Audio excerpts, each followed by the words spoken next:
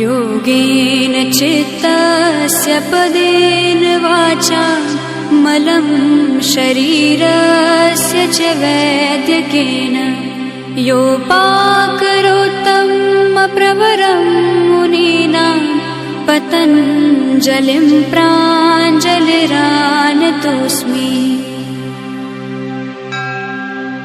योगेन चित्तस्य पदेन वाचा मलं शरीरस्य च वैद्यकेन योपाकरोत्तं प्रवरं मुनीनां पतञ्जलिं प्राञ्जलिरानतोऽस्मि।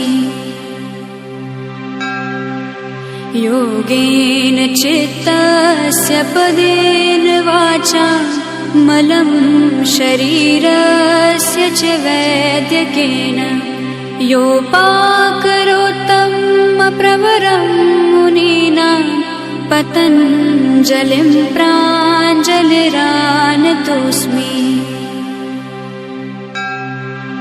योगेन चित्तस्य पदेन वाचा मलं शरीरस्य च वैद्यकेन योपाकरोत्तं प्रवरं मुनीनां पतञ्जलिं प्राञ्जलिरानतोऽस्मि। योगेन चित्तस्य पदेन वाचा मलं शरीरस्य च वैद्यकेन योपाकरोत्तं प्रवरं मुनीनां पतञ्जलिं प्राञ्जलिरानतोऽस्मि।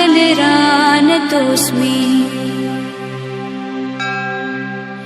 योगेन चित्तस्य पदेन वाचा मलं शरीरस्य च वैद्यकेन योपाकरोत्तं प्रवरं मुनीनां पतञ्जलिं प्राञ्जलिरानतोऽस्मि।